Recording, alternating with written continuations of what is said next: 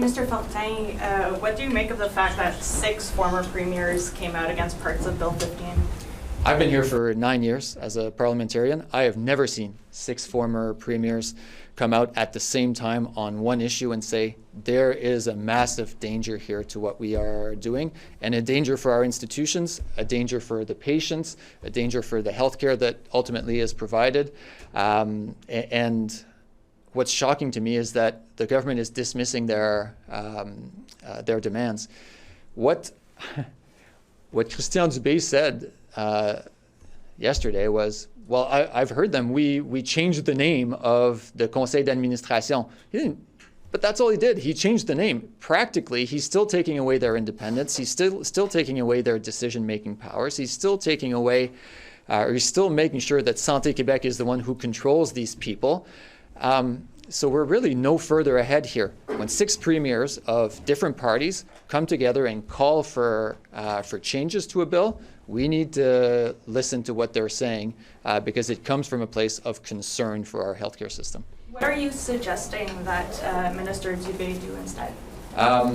Well, from the start, we didn't understand, and it was one of our major worries too, why you would take away the independence of administrators, volunteer administrators. That is, for us, is something that has to be in place. What Christian Dubé is really doing through Bill 15, and if you read between the lines of the letter that was sent, is the premiers are asking, stop centralizing everything, because we have very specific university institutes, very specific institutes who need to be able to carry out their mandate in a way that is theirs, in a way that's not always just dictated from above. And so that's what we're asking Christian Dubé, that's what we're asking François Legault, that's what the 6 premiers are asking today, is stop what you're doing, take a breath, and see how you can give them the independence that they need in order to carry out their full mandate and in order to improve the patient care. That's ultimately what the premiers are asking. That's ultimately what we're asking. Mr. Dubé said more than just changing the names of the Conseil d'administration. He said that he recognized the importance of research, recognized the importance of the financing of those board of directors to get funds. So don't you think he went far enough that he took a step back and the letter was useful? Don't take my word for it. Take Lucien Bouchard's word for it. He's saying this morning that the changes would take away the soul of a lot of these institutions.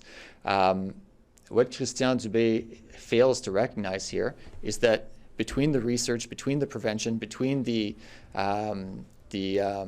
enseignement duties that these institutions carry out, there's also the clinical aspect, and these two need to work hand in hand. And that's what they're asking, is that all of that is put in the hands of the institutions and not in the hands of Santé Québec. If they don't work together, they can't maximize their output, and they can't maximize patient care at the end of the day.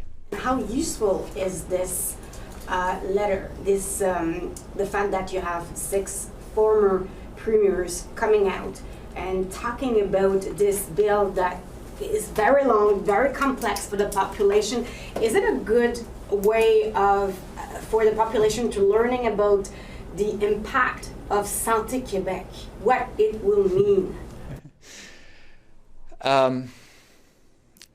The usefulness of the letter will depend on how it's received by government.